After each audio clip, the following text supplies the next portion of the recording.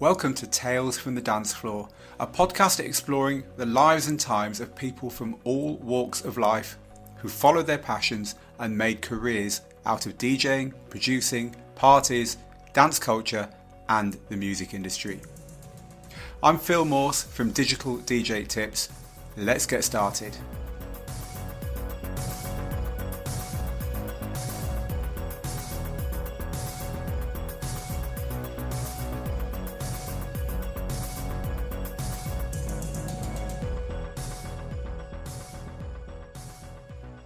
I'd like to welcome DJ Rasp today, who is someone who you might well know if you're a follower of Digital DJ Tips, because he regularly pops up doing demos and teaching on our channels and in our courses.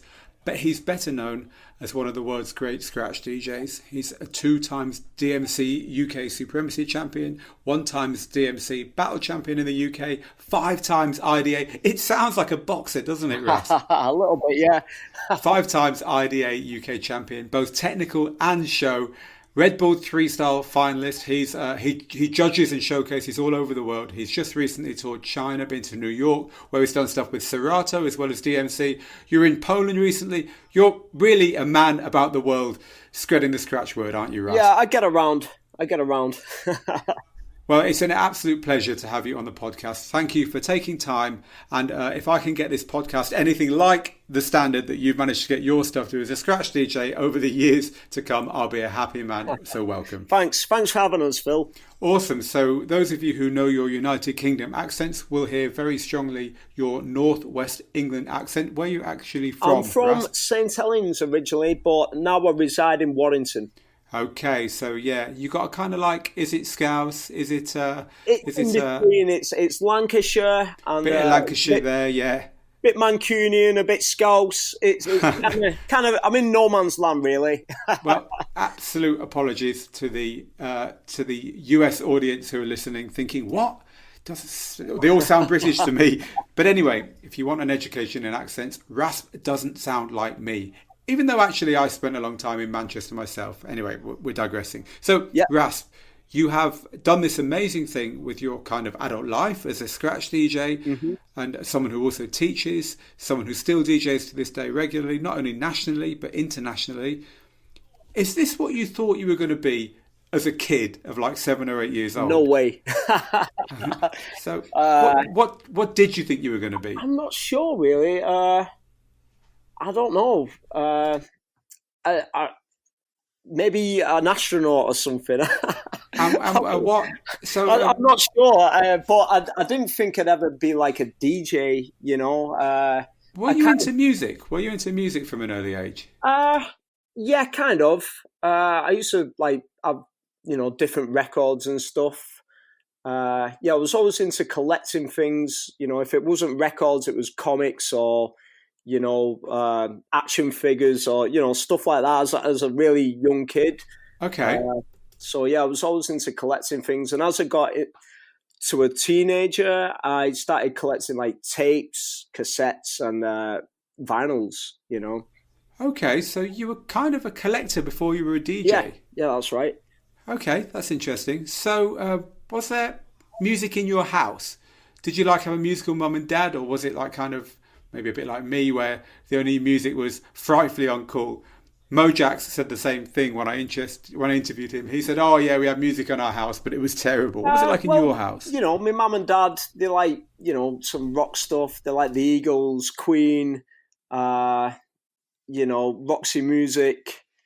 My granddad, he liked jazz. When I used to go stay at my granddad's house, he'd play like jazz and that kind of thing on the radio and stuff. So yeah, there was music around me, Sounds relatively cool as well, Granddad is into jazz, is something I guess most people can't claim to have had.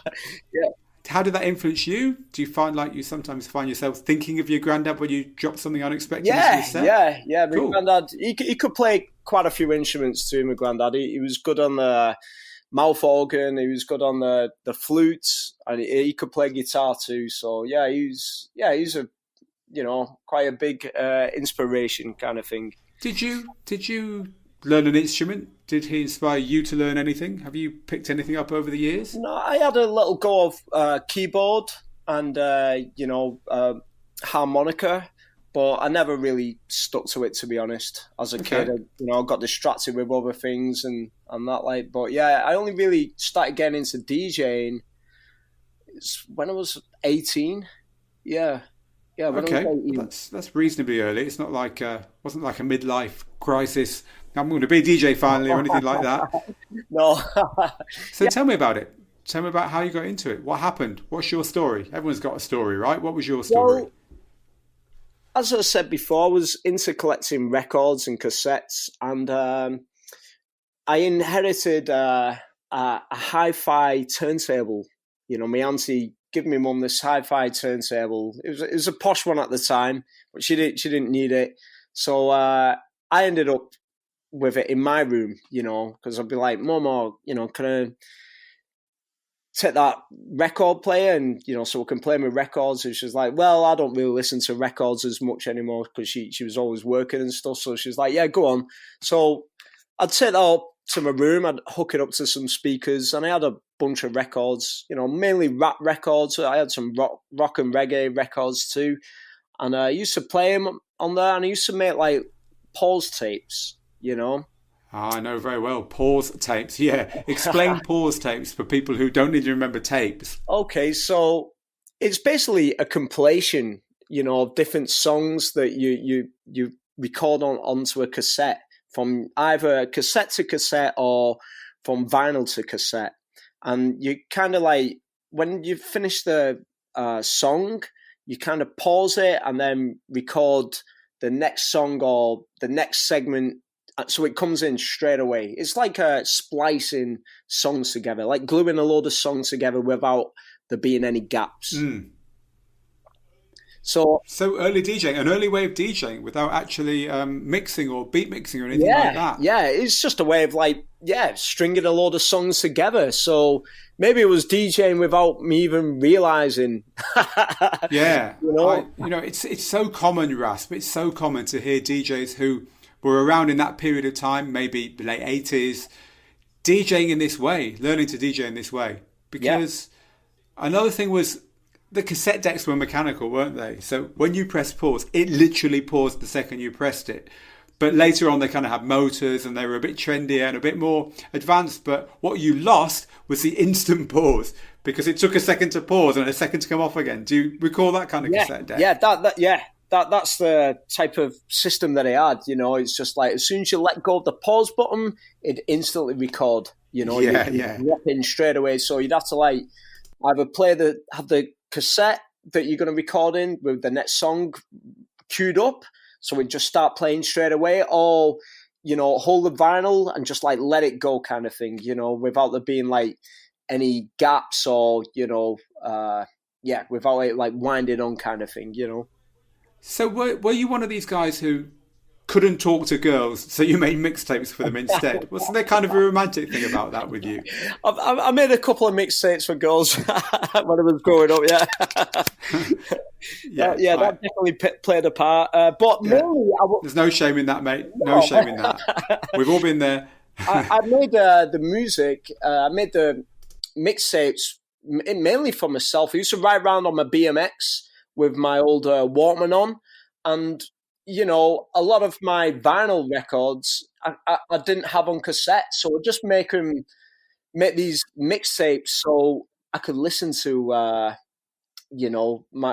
the songs from home while I'm driving around on my BMX. Okay, so you were actually making your own DJ mixes for your own pleasure, for your own benefit, and then so that you could you can't carry a record player around on a BMX, so That's right.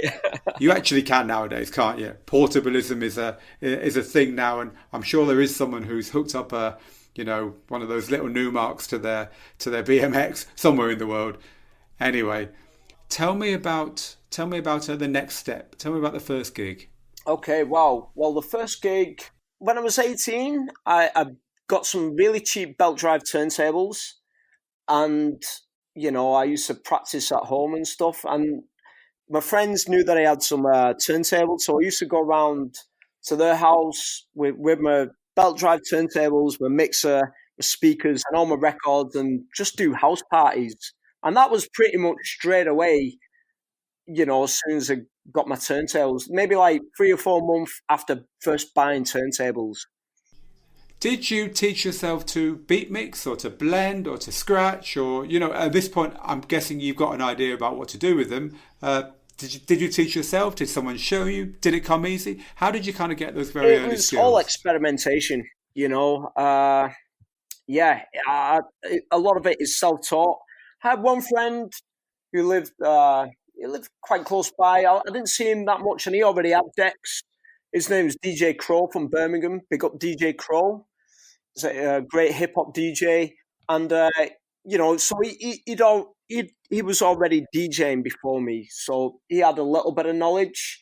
And every now and again, I'd see him and I'd go around and practice with him. And he'd show me, a few techniques, a few very basic techniques and stuff. So I'd take that away. But a lot of it was me being in on my own in my bedroom and just practicing and just trial and error, experimentation. And I was really, interested in scratching and manipulating the sounds. I was really into, just grabbing the hold of the record and creating rhythms and different patterns from moving the record forward and back and turning on and off the line switch or the transformer switch and just creating like different patterns and sounds from that. That really hypnotized me as a kid.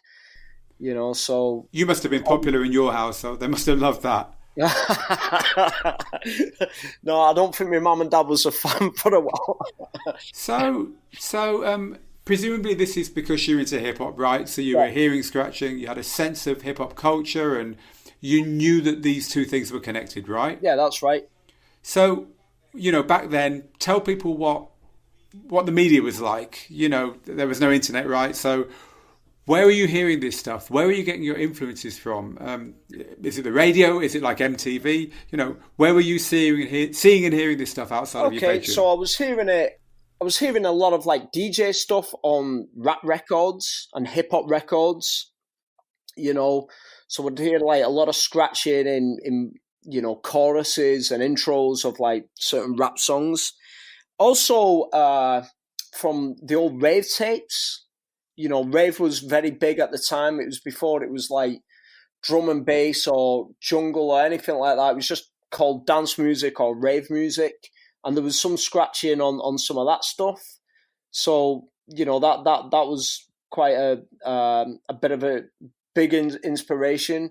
I also got hold of a DMC tape, like a video cassette. And I saw like, Cash Money and Cutmaster Swift, Cut It Up, and all the DJs from that era. So yeah, also like listening to like Jazzy Jeff and Fresh Prince and also Cash Money and Marvelous, Hijack, the guys from Hijack. There was like some amazing scratches. Yeah, from that really, hip hop stuff, really. So while all this is going on, you're presumably at school or college. What was going on in your, in inverted commas, normal life at this point? I was at college. I just finished school, and I was at college, and I was studying media. I was doing media studies at the time. I was actually on a YTS, a youth training scheme, doing media, which was very interesting. It was quite cool as well because we got to do a lot of like video editing and we did some like radio stuff, so that kind of got me more into it and it gave me like a good understanding of like, editing music and that kind of thing, So it gave you the kind of geeky edge that's necessary. In my view as a teacher, the geekiness is important in this game. Yeah, definitely. Like I've always been a bit of a nerd and a bit of a geek. I was into like video games and comics and all that kind of thing. And, I was into, making little little things for, you know, when I was a really young kid, like, you know, I'd have like cars, little toy cars, and I'd take them to pieces and modify them with spaceships and stuff like that, you know what I mean? So I was always a bit of a, you know, a bit of a geek and, you know, into like messing about with things. And, you know. So I think it's important, especially for DJs, because of course nowadays it's kind of plug and play a lot of the time. But even nowadays, knowing how things work and what to do if they don't work is a neglected part of this art, I think. Most definitely. So that's you know, that's awesome so far. You're DJing on the side, you're having fun, you're playing parties, you're in your media studies. Did you meet people at media studies that ended up being important to you in your later life in DJing that you just didn't know would be important at the time? Or was that kind of a dead end as getting your leg up into this game was concerned? I met people, you know, not so much into DJing and that, like, but yeah, just people that I'd see later on in life, you know, when I was DJing in bars and stuff around St. Helens. Yeah, no, not really. Not at that time. Not at that time in my life. No. What do they think? What do they think, or did they think? The people, you know, from that part of your life. We're going to talk about how you got more serious about this in a bit, but a little bit later on in life, when you bump into people from your earlier days, and they're like, "Hang on, you're DJing. I know you." What's their reaction generally? Is it like, wow, or is it kind of like scratching their head? How did you end up doing this? You know, what's the reaction of people from that time? A bit of both, really. Like, sometimes they'll be like, "Oh, right, so you're still doing this?" I've had that one. And then other people are like, "Oh, that's cool that you stuck at it. You know, it's cool that you followed your passion. You know, you know, a lot of people knew that I was into music back in the day, and you know, I was always into like hip hop and that kind of thing. And they're like, "Oh, right, so you followed your passion, and it's good to see, you know." And some people are like, "Oh, you're still playing them record things." So, all right. Yeah. So you stopped your media studies and you're DJing. What happened next? Well, I just continued practicing and stuff, and I went to a DJ expo in the GMEX in Manchester. Okay. It was about 1998. And, you know, I was already aware of DMC and ITF and them type of competitions. And at this DJ expo, Technics DMC had a stand. And Cutmaster Swift was, you know, hosting this stand and performing. And he invited, you know, unknown DJs, people in the crowd to get up there and have a go. I had some records with me. I was like, wow, I'm up there. You know, I wanna show people what I can do, you know. So I took the opportunity. I got up on stage and I had a little juggle, and then, you know, other people were doing it too. And that was like kind of my first experience of doing it outside of you know, a house party, you know, in front of people that I didn't really know. Yeah. And I kind of liked it. It was kind of nerve-wracking, but it was kind of exciting too. And then the same day, later on, he announced that, you know, DMC was coming to Manchester, and to enter it, you needed to take one of these forms that he was handing out, fill them in, send them off via post, and, you know, you can come and compete. Because I didn't know how to compete in a DMC battle, and I wanted to do that, you know what I mean? Because I've seen all the DMC videos, Cash Money and the X-Men, which became the Executioners. I've seen all these guys battle and beat, juggle and scratch and all that kind of thing. I was like, well, that's the kind of thing that I want to do. I want to DJ as well, but I want to do that kind of DJing, you know, that really really excited me. I like the performance elements of it, and, you know, the creative, the creativity of it. You know what I mean? Yeah. So you enter, you send your form off. You know, the idea of sending your form off in opposed to anything now is kind of like quaint, isn't it? Yeah, definitely. Then you send your form off, and like any good young person who's sent a form off to anyone, you kind of sit there impatiently waiting by the post box. What happened next? You know, I got invited to do this competition, and it was in Planet K. I remember Planet K well. Yeah, I remember it very well. Oh, actually, sorry, no, it wasn't. It was in Planet K the year after. It was in the Boardwalk, actually. Do you know? I'm going to share a story here that you'll smile at. My very first gigs were in the Boardwalk as well. Really?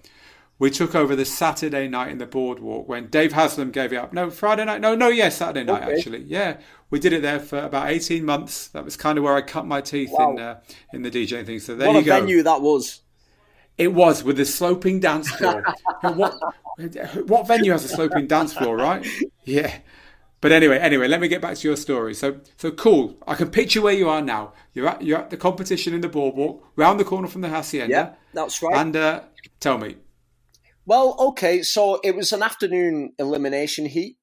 I'd never been in this competition before. I actually did a competition a few months in between, waiting for my, my application form to come back, from the DMC. So I did a competition in Birmingham. It was at Aston University. My friend DJ Crow, I mentioned before, he was studying there. And there was a DJ competition. And he's like, oh, do you want to come and, enter this? He said, I'll be entering it. And, come and have a go and see what it's like. So that was the very first time I did a comp. And that was fun. I didn't win or nothing, but I had fun. And it was like in a busy university hall, you know what I mean? There was a lot of people there. And yeah, that was good fun. So I enjoyed that.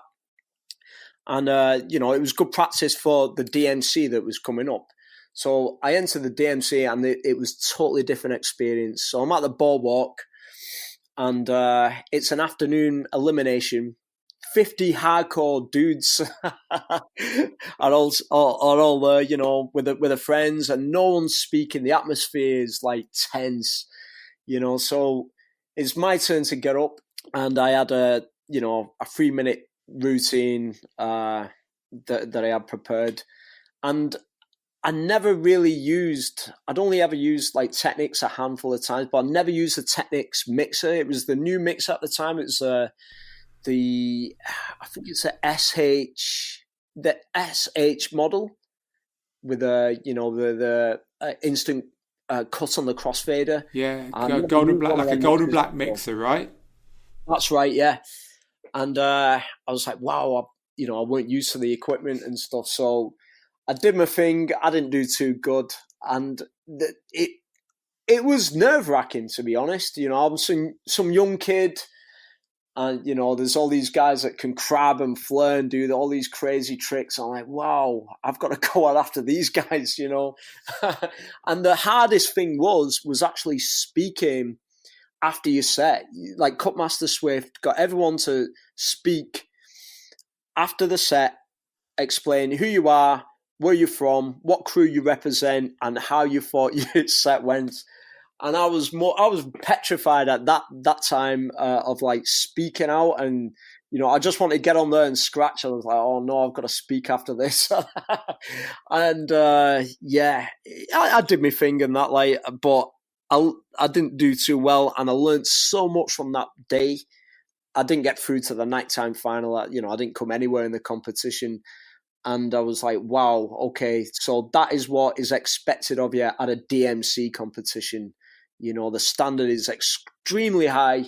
You know what I mean? You've got to come in with your A game. You've got to have not only good juggles, but good scratches, good showmanship, good beat juggling, and, good like DJ wordplay as well. You know what I mean? So you've got to have the full package, So to our listeners who can sometimes be a little bit in awe of people like you, 2 times DMC UK Supremacy Champion, 1 times DMC Battle Champion, 5 times IDA Battle Champ. There's 2 lessons here, I think. Number 1, you've got to start somewhere. That's right. And number 2, you learn more from the experiences that are uncomfortable and where you without dressing it up, where you fail. That's right. When it's all working out for you. That's actually, I bet your next gig was totally different because of what you learned at this one, right? That's true. Like doing regular gigs after that or house parties, was nothing really. You know what I mean? After being in that situation, it was fun. It's like, oh well, people are dancing, and you know, it's not intense. Because when I did that elimination at the boardwalk, there was no public. It was just DJs and the friends, and you know, competing DJs. They're not even making money from the public coming in and watching. Wow, that's. Well, the thing is, if you were successful. And you was in the top 8, you went on to the nighttime event, which was open to the public. Got it, right, okay. Yeah. So it's like the live auditions on the talent shows on TV nowadays. Right, but it was intense. It was just full of DJs, no one speaking, just everyone watching your hands. And wow. You know, it was an intense situation. So this is like 20 years ago. So yeah, 1998 it was. So how quickly did you start getting to the point where you knew that this was something you could get paid for, you wanted to actually do seriously? What kind of like, how did the next step up happen? Okay, so I continued competing, and you know, I didn't get anywhere for a while, but while I was competing, I was introduced to some lads that lived quite close to me, and some lads from Liverpool, and I ended up getting in a band with them. So I was DJing in a band, providing beats, you know, from all my records, and they would come round my house.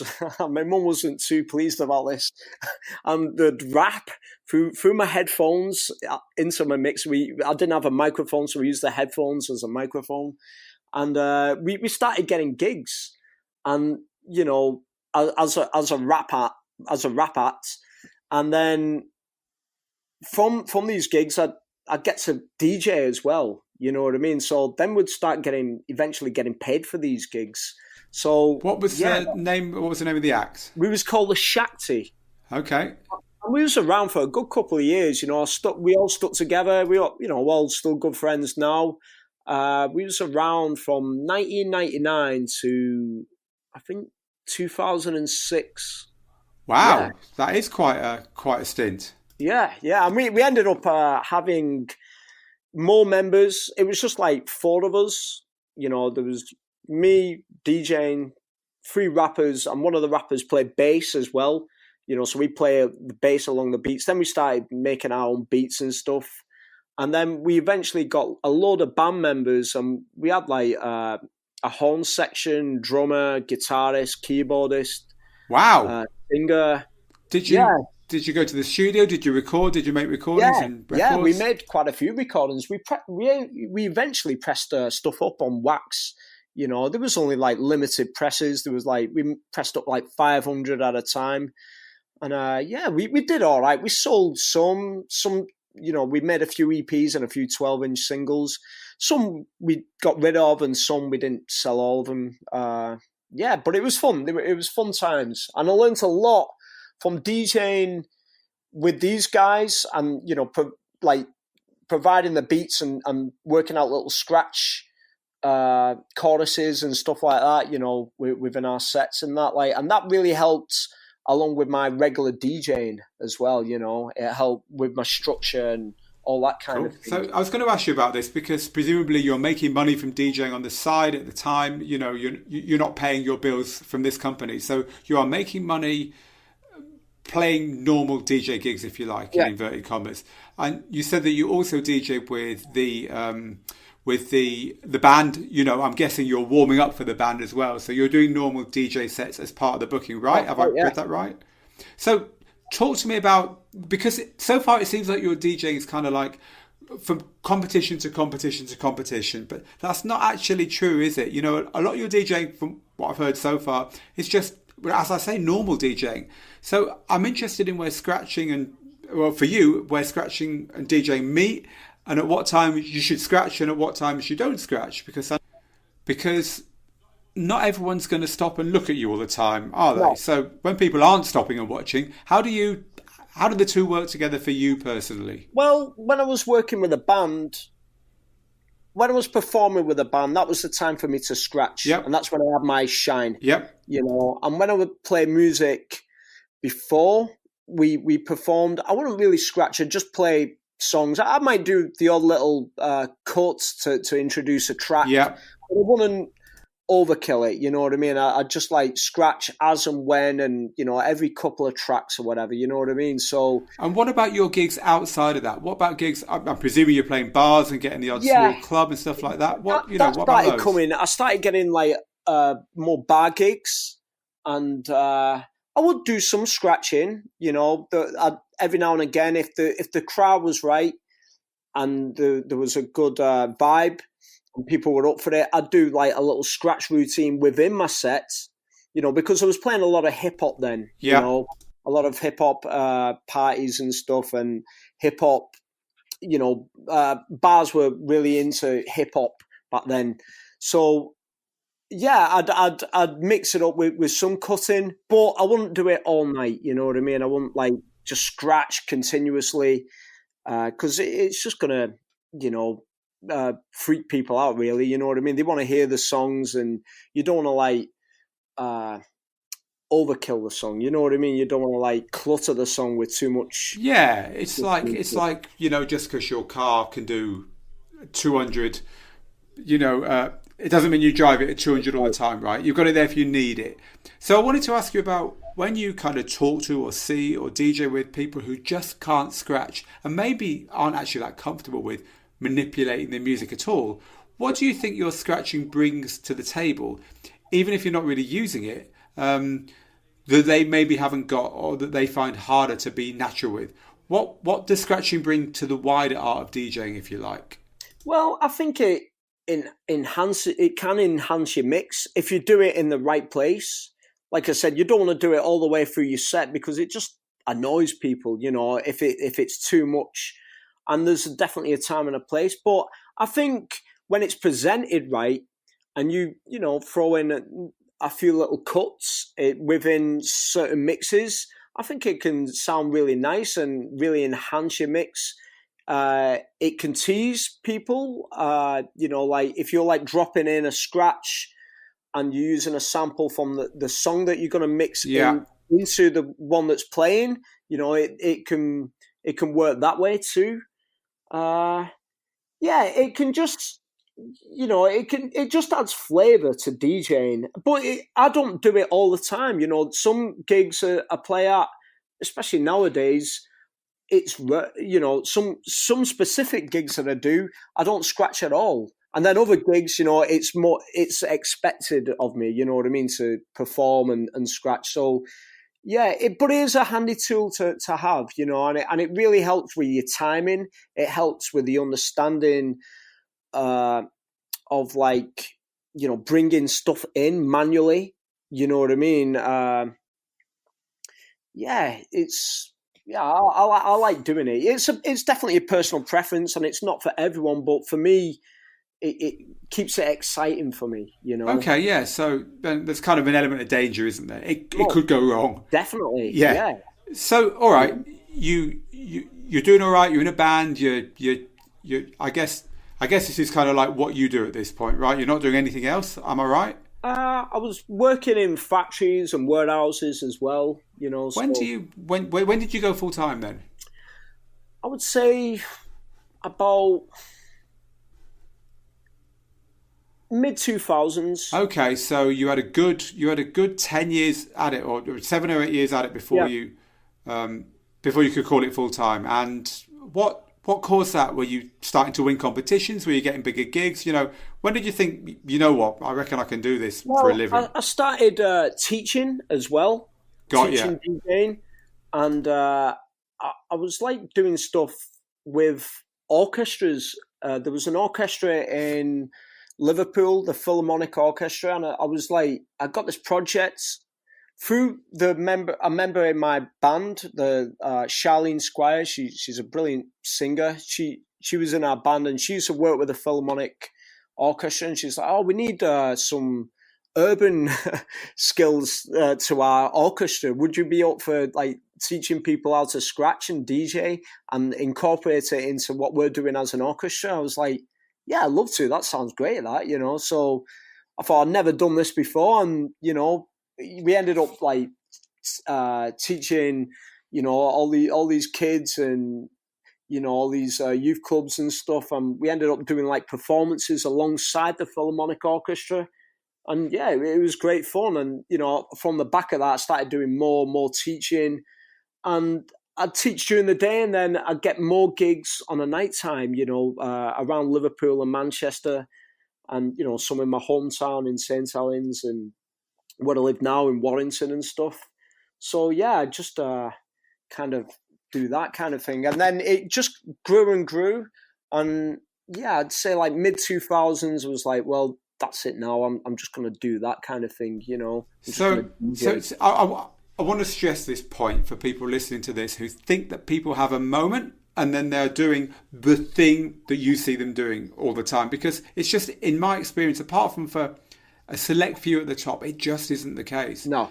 And I'd say even for the select few at the top, they've got their fingers in a lot of pies. But in your case, you know, you're teaching youth clubs, and you've been in a band, you're working with an orchestra, you've got bar gigs alongside your scratch competitions. I mean, you have to be a jack of all trades, don't you, in order to survive in the music industry as a jobbing musician, which is what you are. You're a scratch DJ, which is a musician.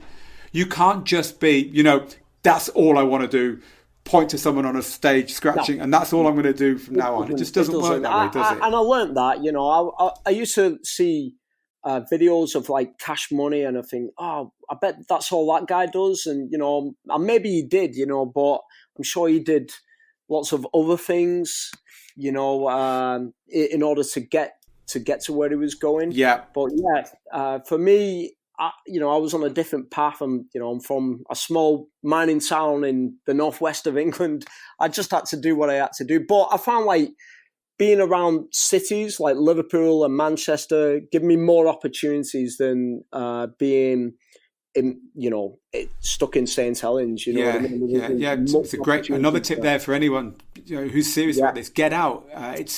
It's where the stuff happens. Get into a city. Give yourself an advantage just by being somewhere different from where you are. That's right. And networking with other DJs and, you know, people in the know and promoters and stuff like that. You know, from being in the band and going to all these different cities and that, I got to meet so many different promoters and people who put on events and club owners. And then, you know, from the back of that, just speaking to them and passing. I actually used to pass out mixtapes, like, there's my tape, you know, can I get a gig?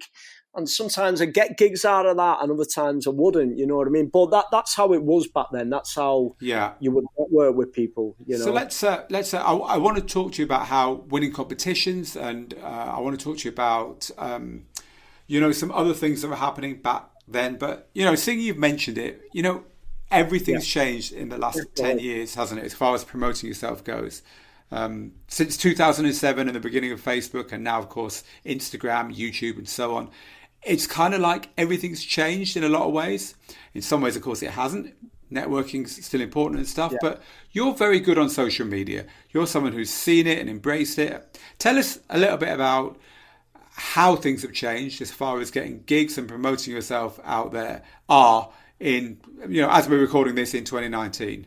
Yeah, well, like I said before, like, a lot of it was, you know, passing around your mixtapes and, you know, getting them out to people. And, you know, this is still relevant today. It's still good to go out and actually network with people and, you know, meet them, you know, in the real world kind of thing.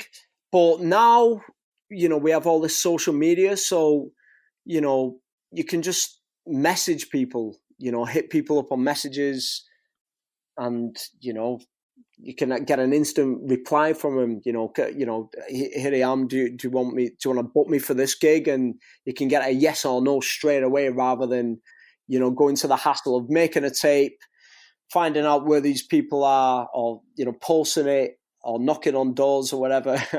Or, you know, now you can just hook up with promoters and people straight away, you know. Yeah. So do you find people at your gigs now are talking to you about stuff they've heard you do or seen you do on social media, rather than talking to you about like your mixtapes and stuff like that? Yeah, that's right. They see stuff that I did on video, you know, like through YouTube or Instagram, and they'll talk to me about that more then they would recognize a mixer put on SoundCloud or Mixcloud or a mixtape that I released or something. Yeah. You know?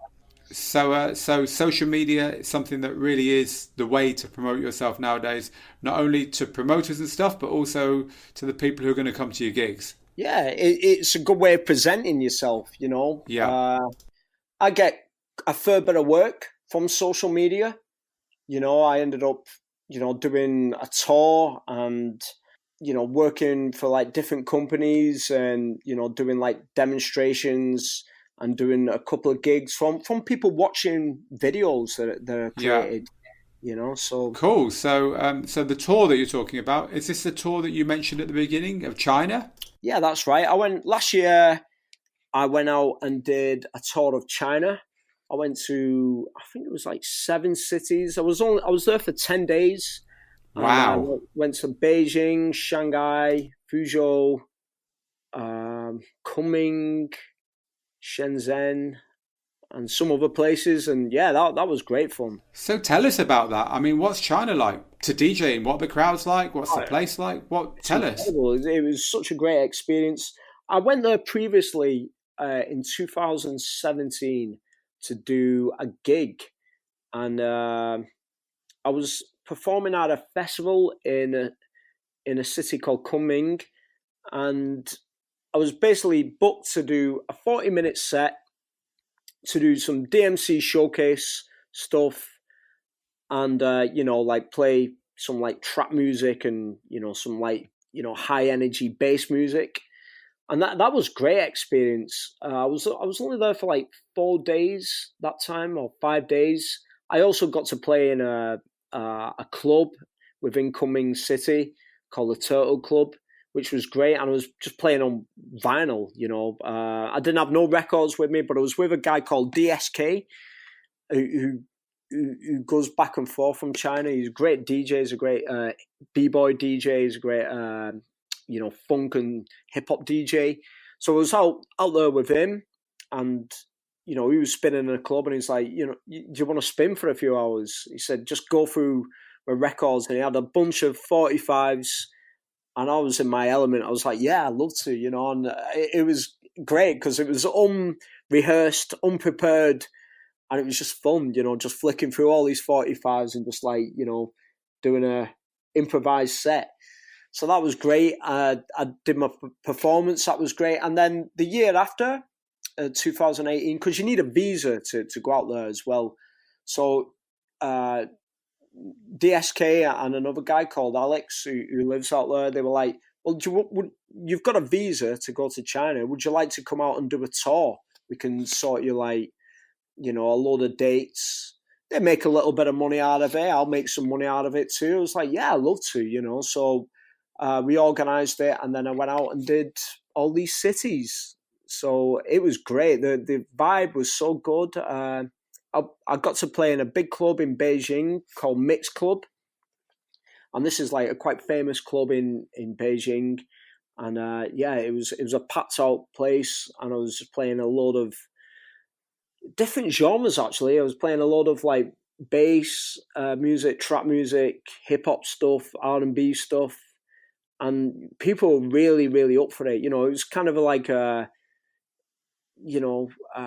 of like an EDM crowd, but they were up for something a bit different. And it must feel great. So good to do that, to kind of confound what they want and yet give them something that they love. Yeah, it was amazing. You know, and the MC that was working there, he was really good. You know, he got the crowd motivated. He hyped it up. He knew when to speak and when not to speak. So he weren't like rapping all over my stuff or, you know, shouting all over my stuff. We worked really well together. We had a good connection, and yeah, it went off. It was a top event. And then I went to some other cities, and every city was good, but they was all different. You know, I went to one in Shanghai. I can't remember the name of the club, but it was more of an underground club. So like people wanted more like, you know, boom bap, hip hop, like, you know, more heavier beats, like not as popular stuff. You know what I mean? They wanted like some raw funk, and that was great. You know, there's b-boys and b-girls throwing down, and people wanted to see routines, like the real raw routines, you know, that some hardcore like turntablist stuff, and that was another great experience too.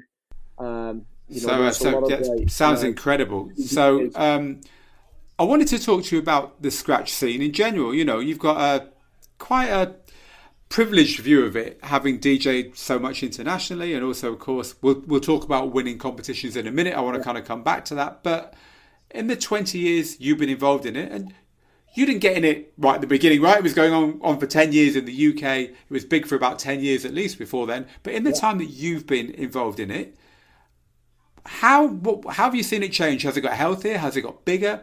Is it a fun scene to be in for people who aren't maybe involved in this? Tell them how it is and what direction do you think it's going in?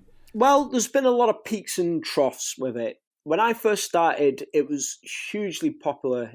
Like when I first competed, it was in 1998, and that was the year that all the scratch perverts started to enter the DMC. So the standard was super high. The media was all over turntablism and scratching. A-Track had just won the DMC in Italy, I think it was. Craze was the next big superstar of it. The Scratch Perverts were huge. Q-Berts was huge. Invisible Scratch Pickles was huge, as well as the X-Men and the Beat Junkies.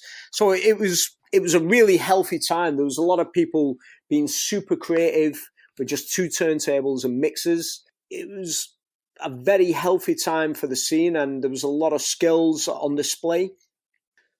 Now, there's not as many people enter these competitions, especially in England. In America, that's a different story. But in England, there's not as many people entering these competitions, but there's a lot of people into scratching. Mm-hmm. But yeah, last year, I actually co-run the UK IDA. So I didn't compete last year. I co-run the competition, and I brought it to Manchester. I brought it to the DJ school that I work at, which is School of Electronic Music. We held the actual UK final in Manchester. And a few years before, there was a few people entering, but not loads. But this year, because I wasn't entering and I was kind of running the thing, I was like, well, we need loads of people to be here. So what I started doing, I just started messaging a load of people that I knew that was into scratching and juggling and turntablism. And as a result, we got 25 competitors, which has not happened for a number of years, So yeah, the scene now is healthy. There's more and more like scratch jams coming up. More and more people like creating routines and posting up on Instagram. And some people have never competed before, but they just want to, show the skills and stuff. And, social media can give you a platform for this. Yeah. So, the other thing, of course, that we haven't talked about yet, but that we will, that's happened, is technology. Mm-hmm. So you scratch with Serato. When we worked together recently, you carry your Pioneer S9 mixer around with you. You're very much, as I'm sure everyone is, over on the digital side nowadays. Yeah. And it's a novelty for you to go back to scratching with vinyl, real vinyl now. When did you first get into digital scratching, and how has it changed the scratch scene? Oh, wow. It's totally changed it. Digital scratching now has revolutionized turntablism. The technology has always pushed turntablism, even from crossfader curves to the design of specific needles, to the design of skipless scratch records. Now with DVS and these mixers with all these Q point buttons on, and the invention of motorized controllers like the Rain 12s or the V7s or whatever. There's so much you can do with it now. A lot of people are using production within the scratch routines. It's so easy to chop stuff up on Ableton, make an edit, and then just put it on your laptop and add a few cue points, and you're away. You can just create something and have it done, instantly, kind of thing. So yeah, I'd say it's opened the door to a lot more creativity. It's definitely enhanced turntablism, and it's enhanced DJing. Full stop. Yeah. And it's good to hear you say that, because it's our view entirely as well. It might have made it a little bit harder for people to see what's going on and to understand what's going on. I think that might be one of the downsides of it. But as you say, what you can do now is so much bigger, right? That it's probably a price worth paying. That's right. The only limitation you have now with all this digital stuff and all this technology is your imagination. That's the only limitation you have now. You can do anything. You can scratch any sound. You can manipulate any sound. You can edit any sound, and it's you don't have needles skipping anymore and stuff like that. It's great. We're living in good times. So you generously shared an awful lot about your story today, and you have given us a lot of insight that I'm sure a lot of people would not have got otherwise. But there's one thing we haven't discussed, of course. Let's go all the way back to your very first DMC. It was DMC, wasn't it? Yeah. The ball. Yeah. That you kind of like flopped at, and now you've got this string of wins to your name. Tell us about winning your very first scratch competition. Tell us where it was, when it was, and what it felt like. Okay, the very first competition I won was in Warrington in 2001, and it was basically a DJ competition, and it was in the town centre. It was on a summer's day. There was a load of DJs, and you had to do a load of heats. It wasn't as hardcore as a DMC competition, but it was more like a Red Bull freestyle competition where you had to mix a lot of genres together and show different skills for I think you got a 20-minute set. So I went, got through all the heats, and, I was in the top 3 right in the final, and we all had to do a 20-minute set, and I ended up winning. I ended up winning a huge keyboard, and I think I got a check as well for some money. It was a good feeling. Yeah, it was really good. And the first DMC win?